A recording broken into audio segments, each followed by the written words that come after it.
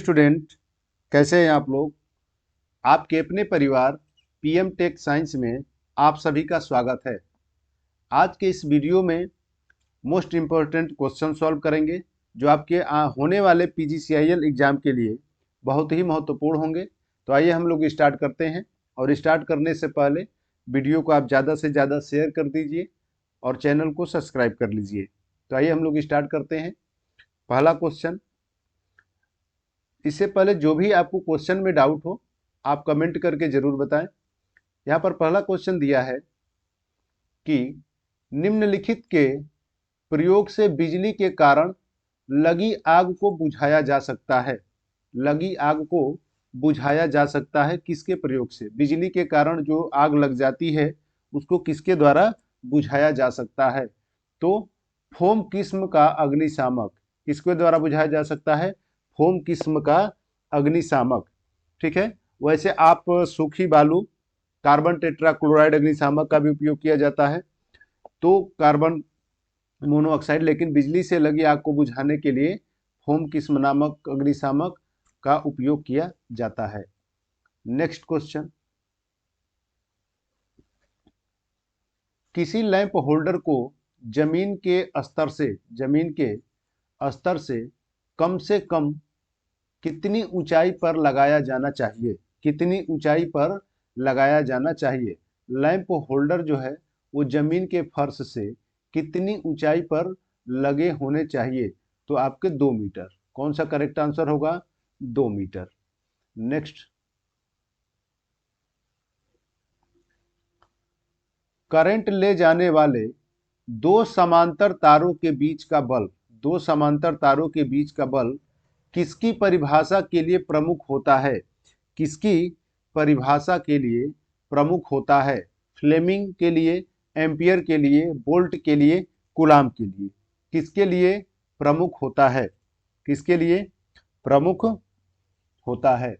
तो दो समांतर चालक में जो धारा का प्रवाह होता है, अगर धारा इसमें दो कंडीशन होता है, धारा एक दूसरे के विपरीत भी हो सकती है और धारा एक दूसरे के सेम डायरेक्शन में हो सकती है। ठीक है। और यह नियम होता है आपका एम्पियर का। कौन किसके द्वारा होता है? ये एम्पियर नियम के लिए परिभाषित होता है। नेक्स्ट क्वेश्चन है आपका कि एक चालक जिसका प्रतिरोध कैपिटल आर है कि दोगुनी कर दी जाती है, उसका क्षेत्रफल आधा कर दिया जाता है, तो प्रतिरोध का मान क्या होगा? प्रतिरोध का मान क्या होगा? तो यहां पर देखिए, हम लोग समय को बचाते हुए डायरेक्ट करेंगे, लेकिन इससे पहले थोड़ा सा इसको समझ लेते हैं। जैसा कि हम लोग जानते हैं, फार्मूला होता है हम लोगों का R equal to rho into L by A. लंबाई बढ़ाने पर चालक का प्रतिरोध क्या होता है? बढ़ता है। और एरिया बढ़ाने पर चालक का प्रतिरोध घटता है। यानी अगर एरिया घटाएंगे तो चालक का प्रतिरोध क्या होगा? बढ़ेगा। क्रॉस सेक्शनल एरिया घटाएंगे तो चालक का प्रतिरोध और बढ़ेगा। क्वेश्चन पर देखते हैं, यहाँ पर डायरेक्ट किया जाए। आर इक्वल टू दिया है रो इंटू एल बाई ए। कह रहा है कि प्रतिरोध जो है लंबाई कितना करना है? दोगुना। लंबाई को क्या करना है? दोगुना। एरिया क्या करना है? आधा। एरिया क्या करेंगे? आधा। तो इसको हल करेंगे तो ये तो ऊपर चला जाएगा, तो ये हो जाएगा रो इंटू 2l अपान में, और ये 2 अपान में क्या हो जाएगा? ए। तो ये 2 से गुणा करेंगे तो ये 4 into rho into L by A. ठीक है। तो ये कितने के बराबर हो जाएगा? 4r। यानी करेक्ट ऑप्शन आपका 2 होगा। 4 और के बराबर ये 4 गुना हो जाएगा। ठीक है। क्योंकि लंबाई 2 गुना करेंगे तो 2 गुना प्रतिरोध होगा, और जब इसका क्षेत्रफल आधा कर देंगे तो जितना गुना कम करेंगे उतना ही गुना इसका प्रतिरोध क्या होगा? बढ़ेगा। तो ये कौन सा ऑप्शन हो जाएगा? दूसरा करेक्ट होगा। नेक्स्ट क्वेश्चन, निम्नलिखित में से किस पदार्थ की प्रतिरोधकता सबसे कम होती है? निम्नलिखित में से किस पदार्थ की प्रतिरोधकता सबसे कम होती है? प्रतिरोधकता सबसे कम होती है, यानी प्रतिरोध सबसे कम किसका होता है? तो कापर के लिए। सबसे कम किसका होता है? कापर के लिए। अगर इसमें चांदी होता तो कापर से कम किसका होता है? चांदी के लिए। ठीक है। किसका होता है? चांदी के लिए। चांदी का जो प्रतिरोध है वो कापर से भी कम होता है। सीसा, मरकरी और जिंक। सीसा का सबसे ज्यादा होगा। मरकरी एक ये मरकरी यानी पारा चालक होता है, जो ट्रांसफार्मर के फ्लोट में इसका उपयोग किया जाता है। यहाँ पर करेक्ट ऑप्शन हो जाएगा आपका कौन सा? कॉपर। नेक्स्ट क्वेश्चन, आदर्श करंट सोर्स में, आदर्श करंट सोर्स में होता है, आदर्श current source, ideal current source, ideal ideal ideal current source, ideal current source होता है। आंतरिक चालकता शून्य होती है, आंतरिक प्रतिरोध शून्य होता है, लोड ना होने पर वोल्टेज शून्य होती है, कोई नहीं। आदर्श करंट के लिए इंटरनल जो रेजिस्टेंस होता है वो होता है आपका अनंत। क्या होता है? अनंत। तो G इक्वल टू कंडक्टेंस प्रतिरोध का व्युत्क्रमानुपाती होता है 1 में अनंत, यानी इसका मान कितना हो जाएगा? 0। और ये क्या होता है आपका? चालकता। चालकता मात्रक क्या होता है? महो, कंडक्टेंस। ठीक है, इंग्लिश में इसको हम लोग कंडक्टेंस होता है। तो यहाँ पर क्या होगा? आंतरिक जो चालकता होगी वो क्या होगी? शून्य होगी। आंतरिक चालकता क्या होगी? शून्य होगी। आंतरिक चालकता शून्य होगी। नेक्स्ट क्वेश्चन,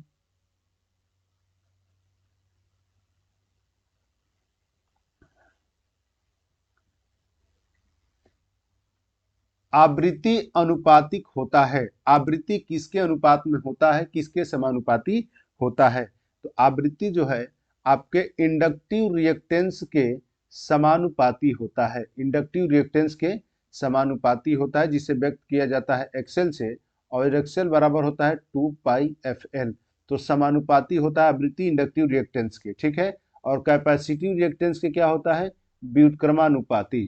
कैपेसिटिव रिएक्टेंस के होता है फ्रीक्वेंसी व्युत्क्रमानुपाती, और इंडक्टिव रिएक्टेंस यानी प्रेरणिक प्रतिघात के लिए क्या होता है? समानुपाती, और इसका यूनिट होता है ओम। यूनिट क्या होता है? ओम। ठीक है, और कैपेसिटिव रिएक्टेंस का भी मात्रक ओम होता है। नेक्स्ट, प्रतिरोध के वर्ण कोड में लाल रंग को कौन सा मान दिया गया है? लाल रंग को कौन सा मान दिया गया है? लाल रंग को कौन सा मान दिया गया है? तो यहाँ पर हम लोग जो कलर रेजिस्टेंस के लिए कार्बन रजिस्टर के लिए जो निकाला जाता है उसके लिए फार्मूला होता है R इंटू बी गुणे सी प्लस माइनस डी। ठीक है, ये आपका टॉलरेंस होता है डी। ये डिजिट गुणक अंक होते हैं, और ये सी आपका गुणक होता है। तो यहाँ पर क्या होगा कि इसका मान निकालने के लिए ट्रिक होता है BB Roy great great Britain very good wife. ठीक है, तो यहाँ से ये कलर हम लोग लिखते हैं red, orange, yellow, green, blue, violet, grey हो जाएगा, व्हाइट हो जाएगा। तो यहाँ पर क्या होता है कि ये जीरो से हम लोग स्टार्ट, 0 1 2 3 4 5 ये होता है। तो यहाँ पर रेड के लिए, रेड यानी लाल रंग के लिए कौन सा नंबर होगा? 2। कौन सा नंबर होगा? 2। ठीक है, नेक्स्ट, हाइड्रोजन, सल्फर तथा ऑक्सीजन का परमाणु भार क्रमशः 1, 32 तथा 16 है। सल्फ्यूरिक अम्ल का अणु भार ज्ञात कीजिए। सल्फ्यूरिक अम्ल का अणु भार ज्ञात कीजिए। हाइड्रोजन, सल्फर तथा ऑक्सीजन का अणु भार क्रमशः दिया हुआ है। आपको बताना है कि सल्फ्यूरिक अम्ल का अणु भार क्या होगा। तो सल्फ्यूरिक अम्ल के लिए सूत्र होता है H2SO4। इसका मान रखेंगे, हाइड्रोजन का कितना है? 1, तो ये हो जाएगा गुणे 2 प्लस सल्फर का कितना है? सल्फर यहाँ देखिए, हाइड्रोजन पहले के लिए, हाइड्रोजन के लिए कितना दिया है? 1। सल्फर के लिए कितना दिया है? 32। और ऑक्सीजन के लिए कितना दिया है? 16। इसका परमाणु क्रमांक 1 होता है, इसका होता है 16, और इसका परमाणु क्रमांक 8 होता है। सल्फर के लिए कितना है? 32। तो यहाँ पर कितना हो जाएगा? 32 प्लस ऑक्सीजन का कितना है? 16। 16 गुणे, और ये कितने परमाणु इसके 4। तो यहाँ पर हो जाएगा 2 प्लस, ये हो जाएगा आपका 32 प्लस, और इसमें मल्टीप्लाई करेंगे, यहाँ पर कितना हो जाएगा? 4 2 6 2 8, और ये 6 3 9, कितना हो जाएगा यहाँ पर? 98। करेक्ट क्या हो जाएगा आपका? 4 नंबर ऑप्शन होगा। सल्फ्यूरिक अम्ल का अणु भार कितना हो जाएगा? एटॉमिक वेट, एटॉमिक वेट कितना हो जाएगा? 98। नेक्स्ट,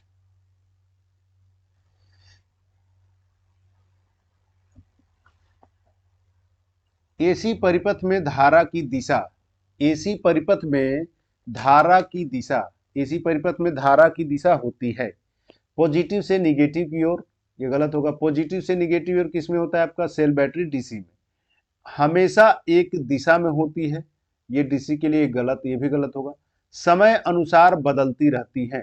जो एसी अल्टरनेटिंग करंट होता है, अल्टरनेटिंग करंट जो होता है, प्रत्यावर्ती धारा जो होता है, उसका परिभाषा होता है कि वह राशि जो समय के सापेक्ष या समय अनुसार निरंतर बदलती रहती है, जो श्रृंखलावर्त के या पॉजिटिव साइकिल और निगेटिव साइकिल के रूप में चलती रहती है, तो यह समय अनुसार बदलती रहती है, उसको कहा जाता है अल्टरनेटिंग करंट। ठीक है, तो यहाँ पर करेक्ट ऑप्शन कौन सा होगा? तीसरा। नेक्स्ट क्वेश्चन, 230 वोल्ट शक्ति लाइन में 360 वाट बल्ब समांतर में जुड़े हैं। यदि एक बल्ब जल गया तो, एक बल्ब जल गया तो क्या होगा? एक बल्ब जल गया तो क्या होगा? 230 वोल्ट शक्ति लाइन में 360 वाट, सॉरी ये 3 है, 3 मिस्टेक प्रिंट है यहाँ पर, 3 और ये 60 वाट के बल्ब हैं। ठीक है, 60 वाट के बल्ब हैं और 3 बल्ब हैं, यानी ये किस में जुड़ा हुआ है? समांतर क्रम में जुड़े हुए हैं। समांतर क्रम में आपके 3 बल्ब जुड़े हुए हैं, समांतर क्रम में 3 बल्ब जुड़े हुए हैं। ठीक है, कहना है कि यदि एक बल्ब जल जाए, अगर एक बल्ब फ्यूज हो जाता है, एक बल्ब फ्यूज हो जाता है यानी मेल्ट कर जाता है, फिलामेंट जल जाता है, खराब हो जाता है, उस स्थिति में क्या होगा? मुख्य लाइन में धारा होगी, अन्य 2 बल्ब प्रकाशित नहीं होंगे, तीनों बल्ब प्रकाशित नहीं होंगे, अन्य 2 बल्ब प्रकाशित होंगे। देखिए, पैरेलल ऑपरेशन में, पैरेलल जब कनेक्शन किया जाता है, समांतर कनेक्शन में क्या होता है कि वोल्टेज आपका समान होगा और धारा का बंटवारा होता है। ठीक है, धारा क्या होगा है अलग अलग, लेकिन वोल्टेज क्या होगा? समान होता है, वोल्टेज होगा समान। तो अगर एक बल्ब फ्यूज हो जाता है तो अन्य 2 बल्ब जो होंगे ये प्रकाशित होंगे। ठीक है, ये आपका जलते रहेंगे तो अन्य 2 बल्ब प्रकाशित होंगे। यदि ये सीरीज में जुड़ा होता, यदि ये सीरीज में जुड़ा होता, तो सीरीज में अगर जुड़ा होता तो एक भी बल्ब फ्यूज हो जाता, खराब हो जाता, जल जाता, तो बाकी के अन्य 2 बल्ब भी क्या हो जाते?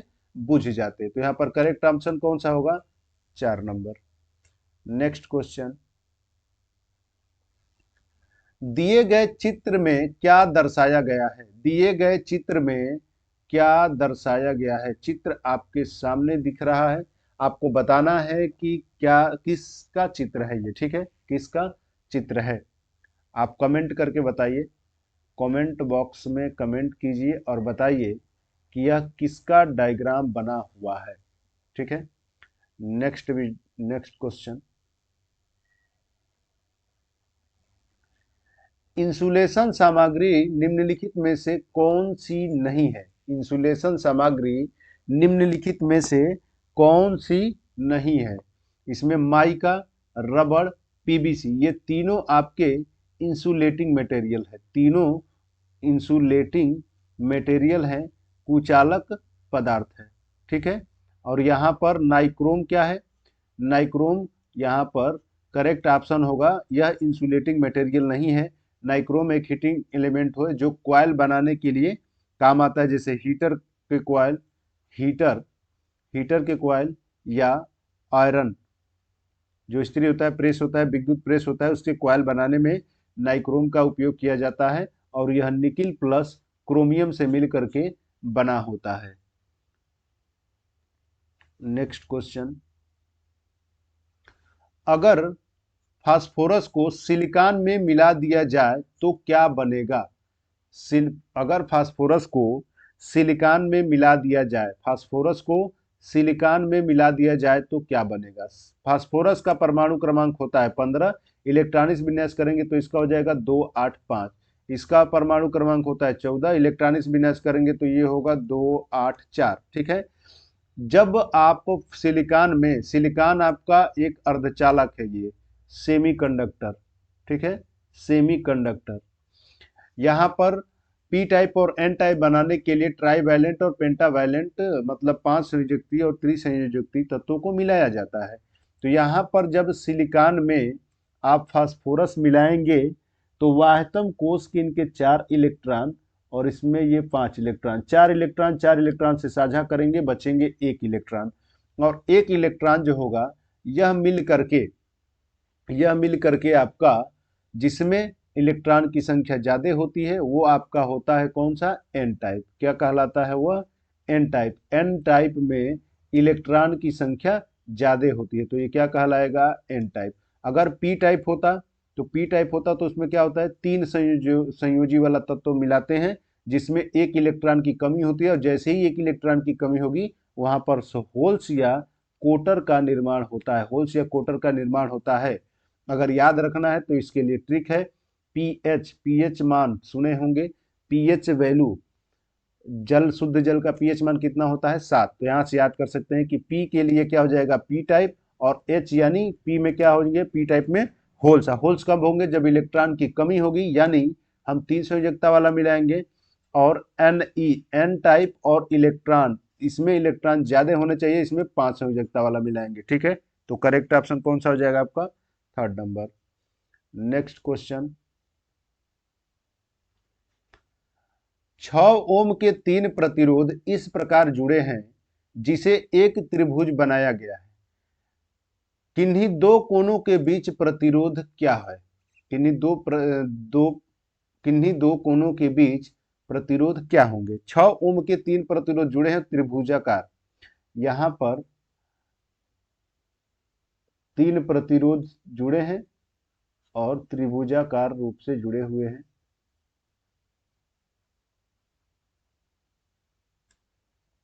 ये भी 6 ओम का है, ये भी 6 ओम का, और ये भी आपके 6 ओम।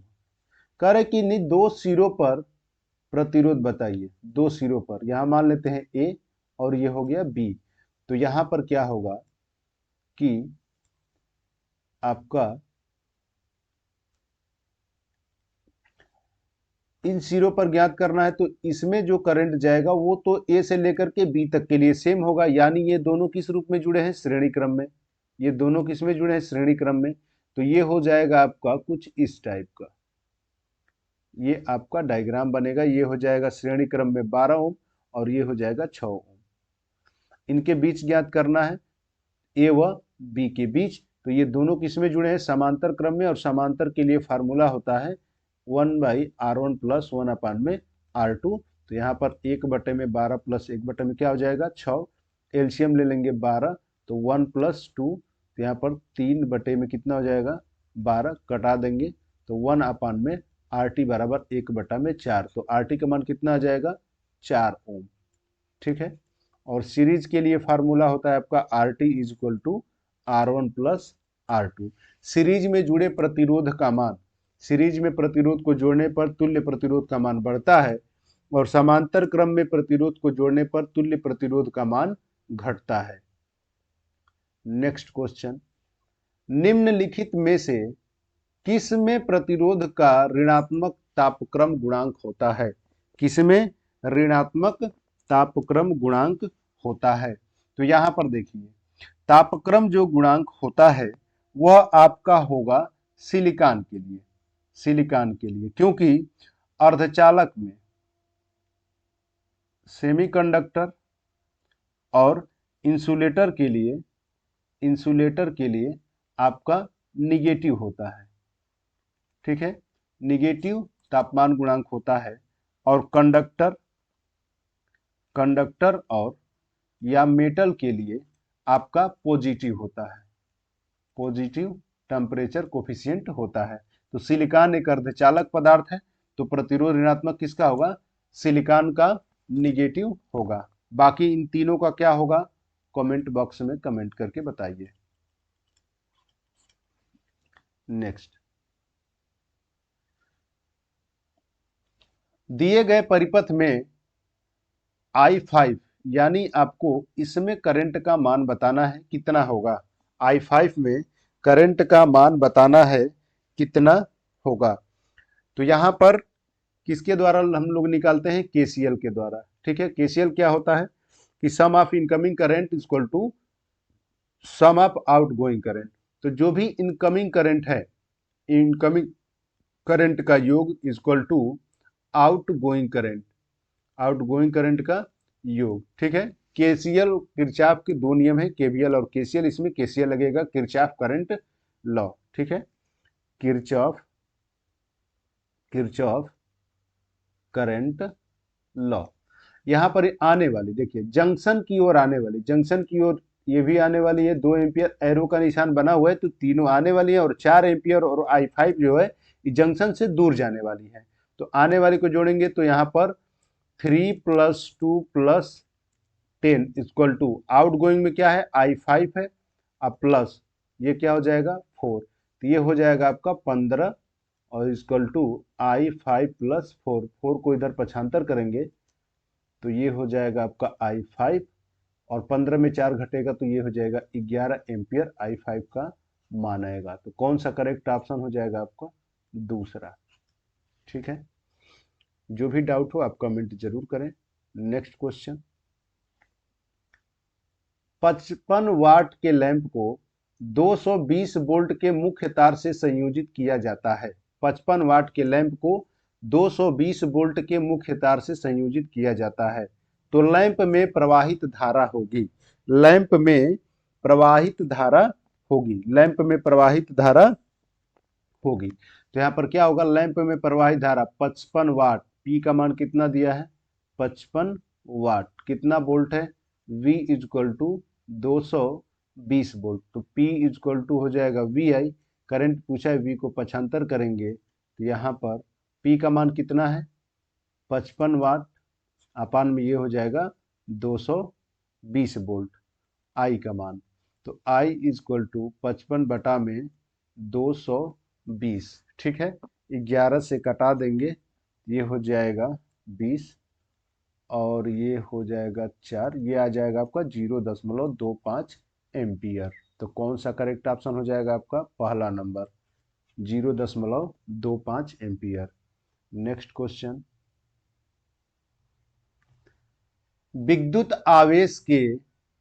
आवेशों के बीच बल के लिए कूलाम नियम किसके समान होता है, विद्युत आवेशों के बीच बल के लिए कूलाम नियम किसके समान होता है, तो ये होता है आपका न्यूटन के गुरुत्वाकर्षण नियम के समान होता है, न्यूटन के गुरुत्वाकर्षण नियम के समान होता है, क्योंकि यहाँ पर दो पिंड M1 व M2 r दूरी पर स्थित रखे जाते हैं गुरुत्वाकर्षण नियम को सिद्ध करने के लिए। तो यहाँ पर F इक्वल टू जो होता है वो कैपिटल G M1 M2 अपान में r² होता है, और वही आवेश के लिए निकालते हैं तो F equal to 1/4 pi epsilon not into Q1 Q2 upon में r² होता है। G का मान होता है आपका, कैपिटल G का मान होता है 6.67 × 10⁻11, G का मान होता है, और यहाँ पर यूनिट होता है न्यूटन इंटू मीटर स्क्वायर प्रति में kg²। ठीक है, तो यहाँ पर और इसका मान होता है 9 × 10⁻9। तो ये किसके नियम के लिए होता है, न्यूटन के गुरुत्वाकर्षण नियम के समान होता है। नेक्स्ट क्वेश्चन, 4 सेलों को जिनमें प्रत्येक EMF E है, 4 सेलों को जिनमें से प्रत्येक का EMF कितना, विद्युत वाहक बल कैपिटल E है, श्रेणी में जोड़ा जाता है तो इसका प्रभाव EMF कितना होगा। तो श्रेणी में जोड़ा जाता है तो वोल्टेज का मान बढ़ता है, और समांतर में जोड़ने पर करंट का मान बढ़ता है। तो यहाँ पर क्या हो जाएगा, जब टोटल EMF निकालेंगे तो E plus E plus E plus E, यह समान वोल्टेज है तो आप डायरेक्ट N इंटू E लिख सकते हैं। N यहाँ पर कितने सेल है, सेलों की संख्या है, तो यहाँ पर 4 इंटू E, तो कितना हो जाएगा 4E, करेक्ट ऑप्शन आपका दूसरा। नेक्स्ट क्वेश्चन,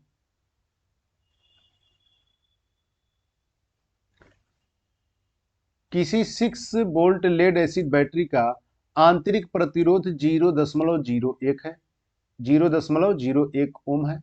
बैटरी के लघु परिपथ होने पर कितना करंट प्रवाहित होगा, बैटरी के लघु परिपथ होने पर कितना करंट प्रवाहित होगा। तो यहाँ पर वोल्टेज जो दिया है ये दिया है 6 वोल्ट, और यहाँ पर इंटरनल रेजिस्टेंस को स्मॉल आर से व्यक्त करते हैं, इसका मान दिया है 0.01 ओम, और कैपिटल आर को व्यक्त करते हैं एक्सटर्नल रेजिस्टेंस के लिए, ठीक है, एक्सटर्नल रेजिस्टेंस। तो यहाँ पर धारा के लिए होगा इंटरनल ई अपान में आर प्लस कैपिटल आर। जब शॉर्ट सर्किट होगा तो आर कैपिटल आर का मान कितना हो जाएगा 0, तो आई अपान में ई अपान में कितना हो जाएगा आर, ई का मान है 6 वोल्ट और इसका मान है 0.01, ऊपर नीचे अंश और हर में 100 से गुणा कर देंगे, तो यहाँ पर हो जाएगा 600 अपान में 1, यानी करंट का मान कितना आ जाएगा 600 एम्पियर। ये आपका 4 नंबर करेक्ट आंसर होगा। नेक्स्ट,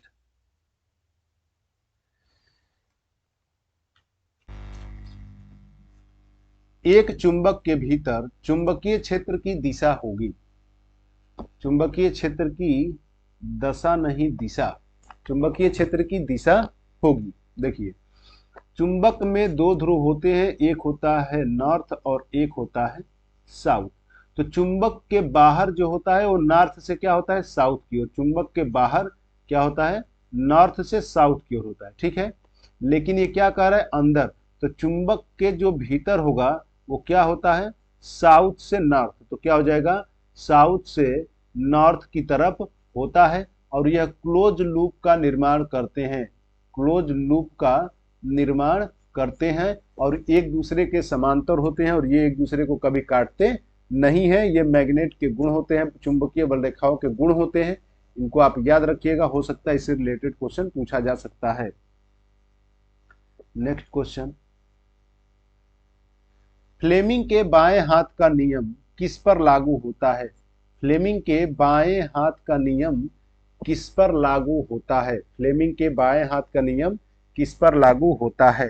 तो फ्लेमिंग के 2 नियम होते हैं, एक होता है लेफ्ट हैंड रूल और एक होता है राइट हैंड रूल। तो लेफ्ट हैंड की बात कर रहा है, यहाँ पर एक ट्रिक है, LM आप याद रख सकते हैं, लेफ्ट के लिए होता है L से यानी लेफ्ट हो जाएगा, और M के लिए M से क्या हो जाएगा मोटर, M से मोटर, और दूसरा है RG, R से हो जाएगा राइट के लिए, और G से हो जाएगा आपका जनरेटर के लिए।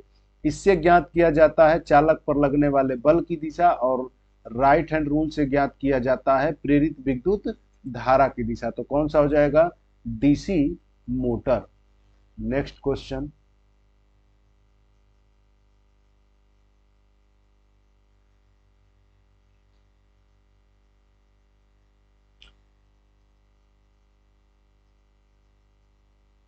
यहां पर वह आपूर्ति जो कैपेसिटर से होकर नहीं गुजर सकती है, वह आपूर्ति जो कैपेसिटर से होकर नहीं गुजर सकती है, कैपेसिटर से होकर नहीं गुजर सकती है, कैपेसिटर से होकर नहीं गुजर सकती है, कौन सी होगी वह आपूर्ति जो कैपेसिटर से होकर नहीं गुजर सकती है। 24 वोल्ट AC, दूसरा है आपका DC सप्लाई, तीसरा है आपका AC, चौथा परिपथ की प्रकृति पर निर्भर करता है, परिपथ की प्रकृति पर निर्भर करता है। तो यहाँ पर क्या होगा, कौन सा ऑप्शन होगा, आप कमेंट करके जल्दी बताइए कौन सा ऑप्शन होगा, जल्दी जल्दी कमेंट कीजिए और बताइए इसका ऑप्शन कौन सा होगा। जस्ट वेट 5 सेकेंड, उसके बाद मैं खुद सॉल्व करके आपको बताता हूँ। कैपेसिटर में कौन सी आपूर्ति होगी जो गुजर नहीं सकती है। देखिए, DC जो है वो आपकी गुजर नहीं सकती है, क्यों, यहाँ पर कैपेसिटर के लिए कैपेसिटिव रिएक्टेंस का मान होता है 1/2πfc, और DC में आवृत्ति का मान होता है 0। यहाँ पर 0 जब रखेंगे तो टोटल जो आपका हर होगा वो 0, और मान इसका आ जाएगा अनंत, और जिसका ओम इसका यूनिट होता है, यानी कैपेसिटिव रिएक्टेंस जिसका अनंत आ जाएगा वह आपके ओपन सर्किट की तरह व्यवहार करेगा। कैसा व्यवहार करेगा, ओपन सर्किट की तरह व्यवहार करेगा, ठीक है, नो डाउट। इसमें कौन सा होगा आपका दूसरा नंबर। नेक्स्ट,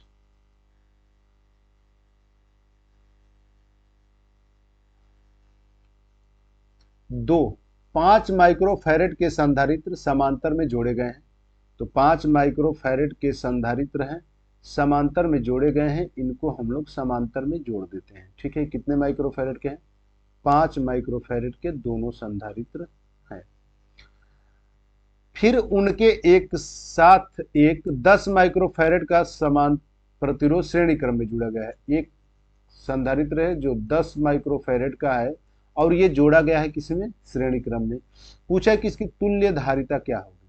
तुल्य धारिता क्या होगी? ये आपका समांतर में जुड़ा है और समांतर के लिए कैपेसिटर के लिए फार्मूला होता है C1 + C2, रेजिस्टेंस का उल्टा होता है। ठीक है, मतलब उसका कॉन्सेप्ट उल्टा नहीं बोलेंगे, फार्मूला याद रखने के लिए। जो उसमें सीरीज में जोड़ता है वो उसके पैरेलल में होता है। तो C1 + C2 5 + 5 पे कितना हो जाएगा? 10 माइक्रोफैरड। ठीक है, ये आपका आ जाएगा कुछ इस प्रकार। ये भी 10 माइक्रोफैरड इसका और ये भी 10 माइक्रोफैरड सीरीज में जुड़ा है। तो इसका टोटल निकालेंगे तो 1/10 अपान में 1/10, 10 एलसीएम हो जाएगा तो 1 + 1 अपान में 2 अपान में 10 कट जाएगा। कितना जाएगा? CT का मान कितना हो जाएगा? 5 माइक्रोफैरड। कितना होगा? 5 माइक्रोफैरड। तीसरा करेक्ट आंसर। नेक्स्ट, एक श्रेणी अनुनाद परिपथ में VC = 125 वोल्ट। VC = कितना? 125 वोल्ट। VL इंडक्टर के क्रॉस जो वोल्टेज है ये भी कितना है? 125 वोल्ट। और यहाँ पर VR रेजिस्टेंस के क्रॉस जो वोल्टेज है ये कितना है? 40 वोल्ट। आपको देखने से लग रहा होगा कि यह एक रेजोनेंस की कंडीशन है। क्यों? क्योंकि यह VL और VC दोनों क्या है? इक्वल है। तो स्रोत पर विभव का मान क्या होगा? स्रोत पर विभव का मान क्या होगा? निकाल लेते हैं इसको फार्मूले के अनुसार।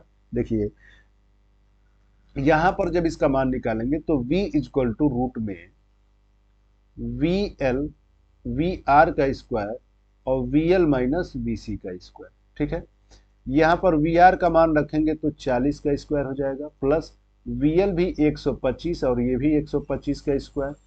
तो यहाँ पर टोटल आपका बच जाएगा 40 का स्क्वायर, क्योंकि ये कितना हो जाएगा? 0। तो V = कितना हो जाएगा? ये स्क्वायर है, रूट हट जाएगा तो कितना हो जाएगा? 40 वोल्ट। ठीक है, तो कौन सा ऑप्शन हो जाएगा यहाँ पर? 40 वोल्ट। और डायरेक्ट बिना सॉल्व किए भी देख सकते हैं कि जब भी इसका मान बराबर होता है तो उस स्थिति में आपका जो R का मान होता है वही आपके प्रतिबाधा के बराबर होता है और उसका बिहेव होता है आपका प्योर रेजिस्टिव सर्किट की तरह बिहेव करता है अनुनाद की स्थिति में। नेक्स्ट क्वेश्चन, निम्नलिखित में से कौन सा फेजर आरेख शुद्ध प्रतिरोधी परिपथ को व्यक्त करता है? किसको? शुद्ध प्रतिरोधी परिपथ को। शुद्ध प्रतिरोधी परिपथ में क्या होता है कि वोल्टेज और करंट दोनों ही सेम फेज में होते हैं। ठीक है, इनके बीच जो कोण बनता है वो होता है 0 डिग्री और पावर फैक्टर जो होता है वो होता है 1। क्यों? क्योंकि पावर फैक्टर cos फाई और cos 0 का मान कितना होता है? 1, यानी यूनिटी इकाई होता है। तो यहाँ पर कौन सा हो जाएगा आपका? B option. ठीक है, ये आपका V से ये 90 डिग्री पीछे है तो ये होता है आपका लैग हो जाएगा और ये होगा आपका इंडक्टर के लिए। किसके लिए होगा? इंडक्टर के लिए। ये हो जाएगा आपका लीड कर रहा है, ये हो जाएगा आपका कैपेसिटर के लिए, और ये 5 डिग्री मानेंगे तो ये RLC सीरीज सर्किट के लिए माना जा सकता है। नेक्स्ट, RLC सीरीज परिपथ में अनुनाद पर पावर फैक्टर होता है। जब RLC अनुनादित परिपथ होगा तो उस कंडीशन में XL का मान XC के बराबर होगा और प्रतिबाधा प्रतिरोध के बराबर होता है। तो वहां पर cos फाई = हो जाएगा आपका 1। क्यों? अभी जस्ट मैंने पिछले क्वेश्चन में बताया कि फाई का मान 0 होता है और पावर फैक्टर निकालेंगे तो मान कितना आ जाएगा? 1, यानी इकाई। तो दूसरा करेक्ट ऑप्शन होगा। अनुनाद की स्थिति में यहाँ पर फार्मूला भी होता है XL = XC से निकालते हैं कि 2πfL अपान में 2πfC, और रेजोनेंस फ्रीक्वेंसी का मान निकालेंगे तो 2π√LC आएगा। यहाँ से तिर्यक गुणा करके F का मान निकाल लेंगे। नेक्स्ट, SCR का पूरा नाम है। SCR का पूरा नाम है। SCR का पूरा नाम है silicon controlled rectifier. Silicon controlled rectifier. Silicon controlled rectifier. Next question, full wave bridge rectifier में डायोड की संख्या होती है। फुल वेव ब्रिज रेक्टिफायर में डायोड की संख्या होती है। फुल वेव ब्रिज रेक्टिफायर में डायोड की संख्या होती है। तो फुल वेव ब्रिज रेक्टिफायर में डायोड की संख्या होती है 4 और आपका ट्रांसफार्मर होता है स्टेप डाउन। ट्रांसफार्मर कौन सा उपयोग होता है इसमें? स्टेप डाउन, और इसमें 4 डायोड का उपयोग किया जाता है। और फुल वेव रेक्टिफायर होता है तो फुल वेव रेक्टिफायर के लिए 2 और हाफ वेव रेक्टिफायर के लिए 1, और ट्रांसफार्मर जो होता है इसमें सेंटर टेप, इसमें सॉरी फुल वेव में किया जाता है सेंटर टेप्ड ट्रांसफार्मर का उपयोग किया जाता है, और हाफ में स्टेप डाउन ट्रांसफार्मर का उपयोग किया जाता है। नेक्स्ट,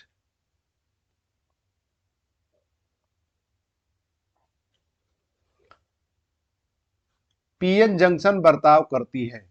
एक पीएन जंक्शन बर्ताव करती है लिमिट स्विच की तरह, बाई डायरेक्शनल स्विच की तरह, कंट्रोल स्विच की तरह, यूनी डायरेक्शनल स्विच की तरह। किसकी तरह व्यवहार करती है? तो यूनी डायरेक्शनल स्विच की तरह व्यवहार करती है। कैसे? देखिए, पीएन जंक्शन जो होता है वो ये आपका डायोड ही होता है। पीएन जंक्शन, ये आपका पी और एन, पी टाइप और एन टाइप के मिलने से पीएन जंक्शन का निर्माण होता है। पीएन जंक्शन का निर्माण होता है। इसमें क्या होता है कि 2 टर्मिनल वाली ऐसी युक्ति जिसमें हमेशा सदैव करंट का प्रवाह प्लस से माइनस की तरफ होता है, माइनस से प्लस की तरफ नहीं होता है, हमेशा एक दिशा में काम करता है, इसीलिए इसको यूनी डायरेक्शनल स्विच कहा जाता है, यूनी डायरेक्शनल एलिमेंट भी कहा जाता है। नेक्स्ट,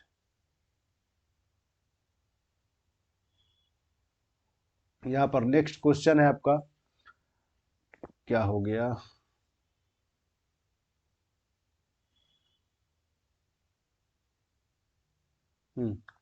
नेक्स्ट क्वेश्चन है कि दिए गए चित्र में बिंदु 1 को बिंदु 2 की अपेक्षा धन होने पर कौन सी डायोड में धारा चालन होगा? बिंदु 1 को 2 की अपेक्षा धन मानना है, मतलब 1 को धन मानेंगे और ये आपका निगेटिव हो जाएगा। तो उस स्थिति में कौन सा डायोड कार्यरत होगा? फॉरवर्ड बाइस में होगा, यानी धारा का चालन होगा। तो फॉरवर्ड बाइस की स्थिति में जब सेम पोलरिटी होता है तो फॉरवर्ड होता है, ये आपका हो जाएगा प्लस, ये माइनस होता है, ये सिरा माइनस, ये प्लस ये माइनस, और ये हो जाएगा प्लस ये माइनस।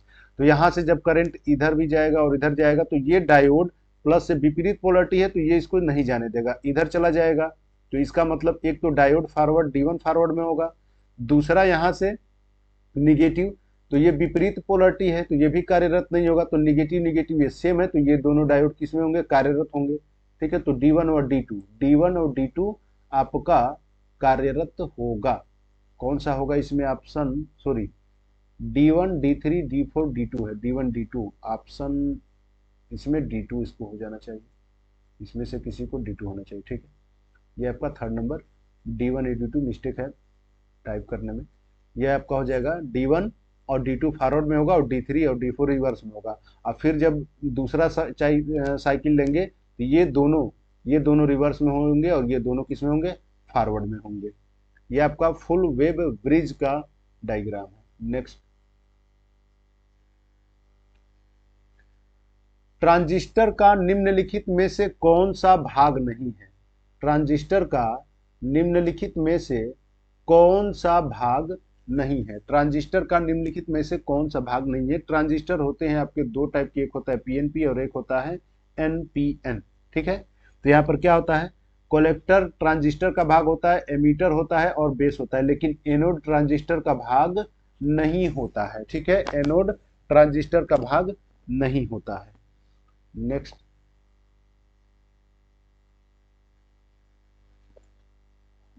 उस लॉजिक गेट का क्या नाम है जिसके सभी इनपुट उच्च होने पर आउटपुट उच्च होता है? सभी इनपुट उच्च होने पर आउटपुट उच्च होता है।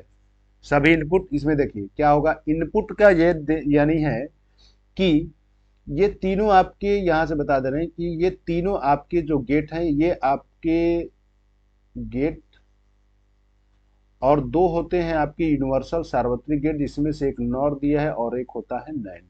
यूनिवर्सल गेट 2 टाइप के होते हैं। ठीक है, गेट आपके 3 और यूनिवर्सल गेट कितने होते हैं? 2 टाइप के, नॉर और नैंड। इनपुट, सभी इनपुट हाई होने का, उच्च होने का मतलब, हाई होने का मतलब है कि 1 1। बाइनरी में आप जानते हैं 2 नंबर होता है 0 1। तो यहाँ पर 0 का मतलब होता है ऑफ की स्थिति और 1 का मतलब होता है ऑन की स्थिति। तो यहाँ पर एंड गेट होगा। एंड गेट का सिंबल आपका होता है, एंड गेट का सिंबल ए बी और ये बुलियन व्यंजक। यहाँ पर जब इसका ट्रूथ टेबल निकालते हैं, सत्य सारणी निकाला जाता है, तो यहाँ पर इसका मान ये आपका हो जाएगा ए बी, इनपुट है ये, और ये हो गया आपका output y into a into sorry y equal to a into B. यहाँ पर हम क्या कर सकते हैं, इसमें 4 स्थिति बन सकती है। या तो हम 0 0 इनको दें, 0 1 1 0 और 1 1। इसका जो सर्किट होता है, सर्किट कुछ इस प्रकार होता है, और ये आपका स्विच यानी ये ए स्विच ये बी स्विच, इन दोनों में से अगर दोनों स्विच ओपन है तो ये बल्ब ब्राइट नहीं करेगा, तो क्या होगा 0। एक को अगर ऑन भी करते हैं तो यहाँ सर्किट पूर्ण नहीं होगा, तब भी 0। अगर इसको ऑन करेंगे और इसको ओपन करेंगे तब भी 0, और दोनों को ऑन करेंगे तब भी 1 आएगा।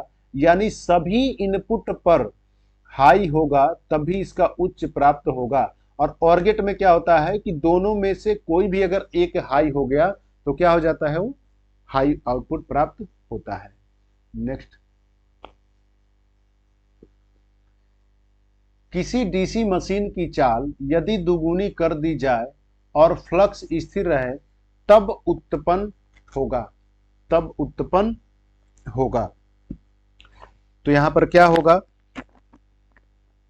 डीसी मशीन की चाल यदि दोगुनी कर दी जाए तो यहां पर फ्लक्स स्थिर रहे तो उत्पन्न क्या हो, उत्पन्न यहां पर ईएमएफ, डीसी मशीन के लिए बैक ईएमएफ या ईएमएफ क्या होगा। यहां पर E इक्वल टू होता है जेड फाई एनपी बटा में 60A। फ्लक्स को स्थिर रखें और स्पीड को दोगुना कर दें। स्पीड को दोगुना करेंगे तो समानुपाती है, तो इसका भी मान क्या हो जाएगा, 2 गुना हो जाएगा। ठीक है, 2 गुना हो जाएगा। नेक्स्ट,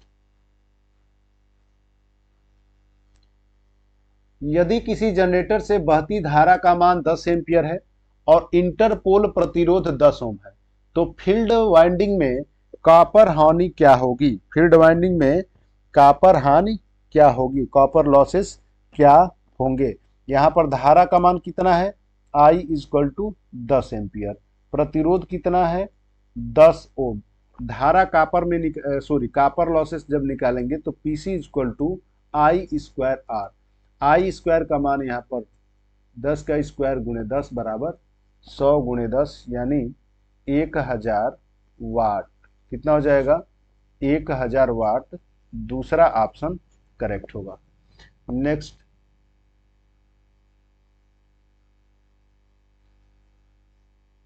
क्रेन और वेस्ट के लिए किस डीसी मोटर को प्राथमिकता दी जाती है, किस डीसी मोटर को प्राथमिकता दी जाती है।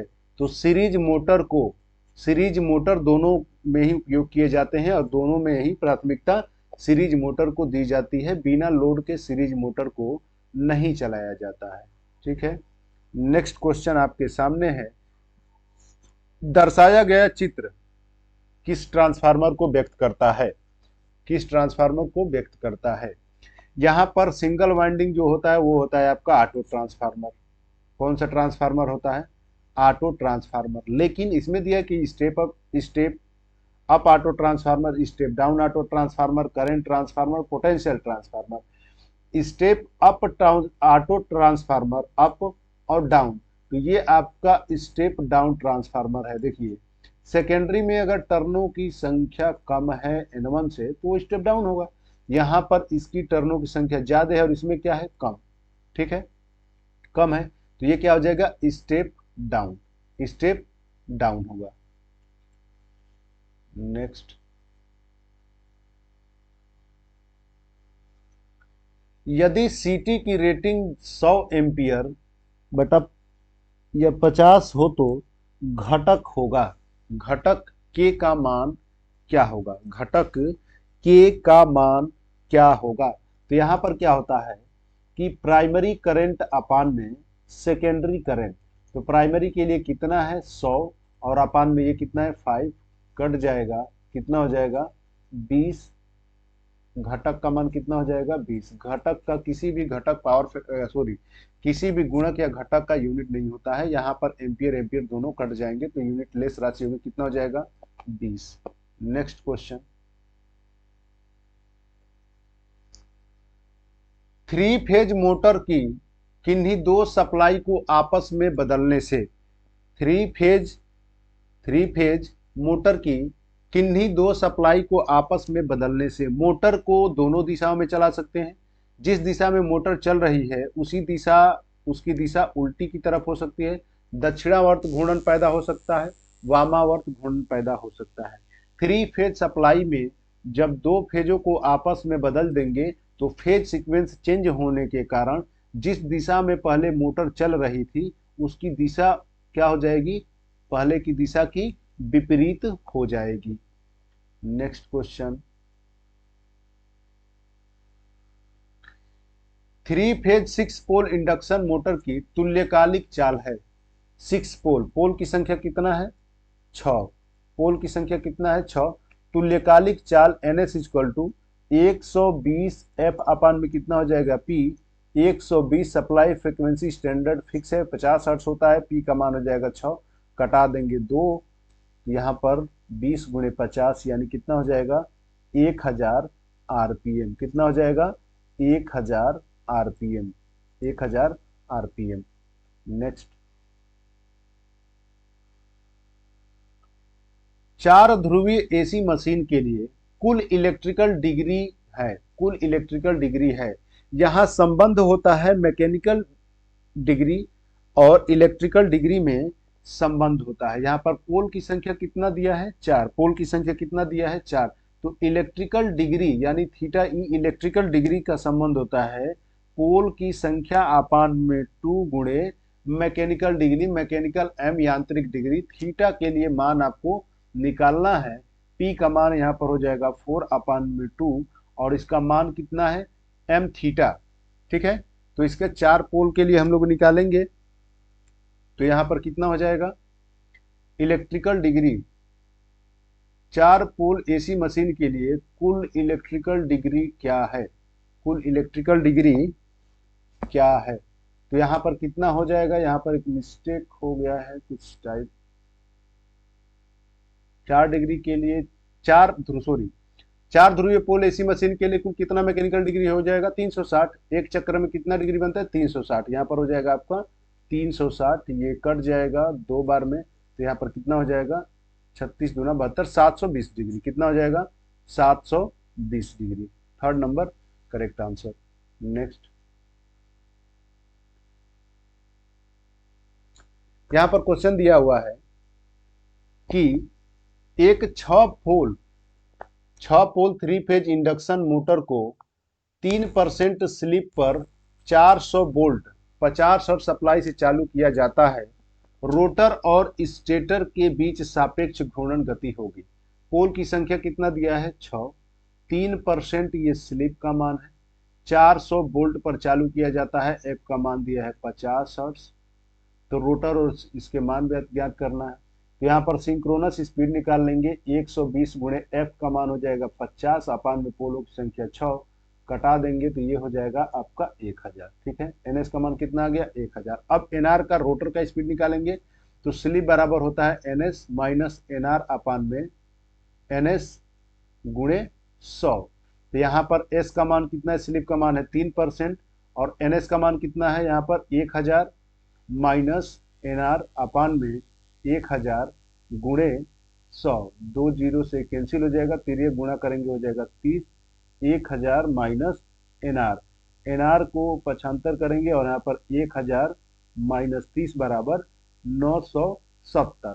ये रोटर की स्पीड आ गई और ये आ गया आपका सिंक्रोनस स्पीड, ठीक है। तो इनमें अंतर निकालेंगे तो आपका NS माइनस NR बराबर सापेक्ष जो चाल होगा वो 1000 माइनस 970 बराबर कितना हो जाएगा 30, तो कितना हो जाएगा RPM 30 RPM होगा।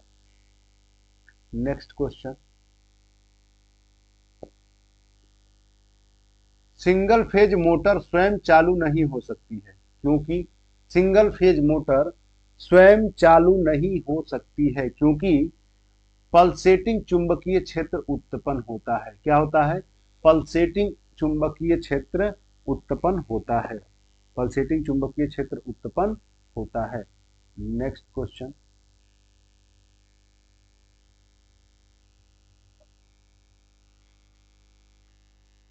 सिंगल फेज मोटर में सहायक वाइंडिंग यानी ऑक्सिलरी वाइंडिंग का सामान्य प्रतिरोध क्या होता है? मध्यम। स्टार्टिंग वाइंडिंग के फेरों की संख्या से अधिक, निम्न, शून्य। क्या होता है? तो यहाँ पर स्टार्टिंग वाइंडिंग के फेरों की संख्या से क्या होता है? अधिक होता है। स्टार्टिंग वाइंडिंग, दो सिंगल फेज मोटर में दो वाइंडिंग होती है, एक होता है रनिंग वाइंडिंग और एक होता है स्टार्टिंग वाइंडिंग। तो स्टार्टिंग वाइंडिंग के फेरों की संख्या से क्या होता है? अधिक। नेक्स्ट,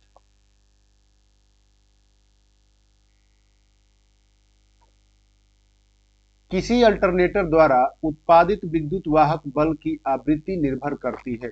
आवृत्ति निर्भर करती है तो F इक्वल टू होता है Pn अपान में 120। तो पोल्स की संख्या और घूर्णन गति पर निर्भर करती है। पोल्स की संख्या और घूर्णन गति पर निर्भर करती है आवृत्ति। थर्ड नंबर करेक्ट आंसर होगा। Next question, cell type transformer में चुंबकीय परिपथ के कितने मार्ग होते हैं? सेल टाइप ट्रांसफार्मर में चुंबकीय परिपथ के कितने मार्ग होते हैं? सेल टाइप ट्रांसफार्मर में कितने मार्ग, चुंबकीय परिपथ के कितने मार्ग होते हैं? कितने मार्ग होते हैं? कमेंट बॉक्स में कमेंट कीजिए और बताइए कि कितने मार्ग होंगे। और जितने भी क्वेश्चन है आप क्वेश्चन को बारीकी से पढ़ लीजिए और इससे आपको पता चलेगा आपकी तैयारी के भी बारे में और आपके किसी भी एग्जाम के लिए इससे संबंधित क्वेश्चन महत्वपूर्ण होंगे। ठीक है, और इस वीडियो को आपको अदर ग्रुप में ज़्यादा से ज़्यादा शेयर कर दीजिए और वीडियो को लाइक करना ना भूलिए। नेक्स्ट क्वेश्चन है आपका, बैटरी में चार्जिंग का लेवल ज्ञात किया जा सकता है। बैटरी में चार्जिंग का लेवल ज्ञात किया जा सकता है वोल्टेज माप कर, टर्मिनल के, बैटरी के टर्मिनल देखकर, इलेक्ट्रोलाइट का घनत्व मापकर, सभी। किसके द्वारा?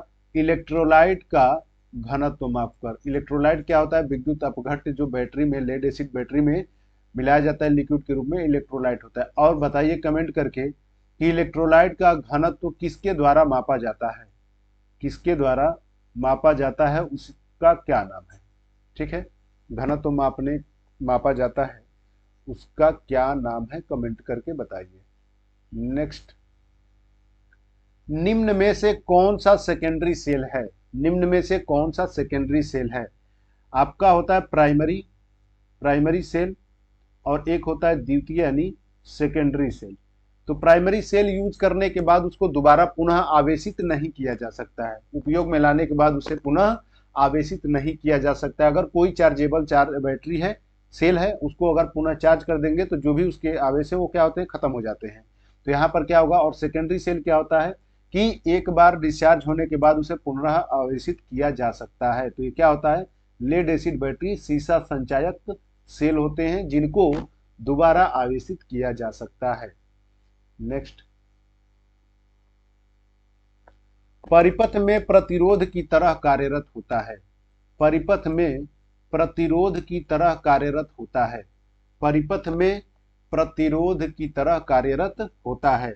इसका अर्थ है कि जैसे विद्युत परिपथ में प्रतिरोध विद्युत धारा का विरोध करता है, उसी प्रकार कौन है जो चुंबकीय परिपथ में प्रतिरोध की तरह व्यवहार करता है? तो आपको चुंबकीय परिपथ के लिए बताना था, अधूरा क्वेश्चन। चुंबकीय परिपथ के लिए कौन सा इसमें से ऑप्शन होगा जो विरोध करता है?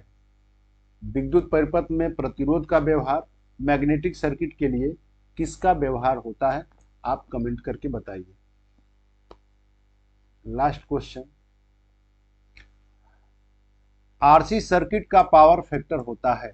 आरसी सर्किट का पावर फैक्टर होता है। आरसी सर्किट यानी रजिस्टेंस और कैपेसिटर, और इसमें क्या होता है? रजिस्टेंस आरसी और आरएल में इसमें होता है लैगिंग और आरसी में क्या होता है लीडिंग।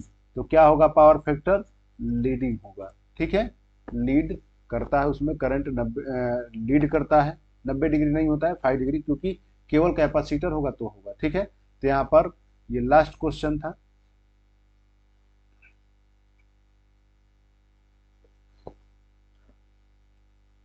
हमें उम्मीद है कि आपको जो भी क्वेश्चन आप पढ़े हैं वो आपको बेहतर समझ में आया होगा और आपको वीडियो भी पसंद आया होगा। वीडियो अगर आपको पसंद आया है तो एक लाइक ज़रूर करें और वीडियो को आप शेयर और सब्सक्राइब करना ना भूलें। Take care.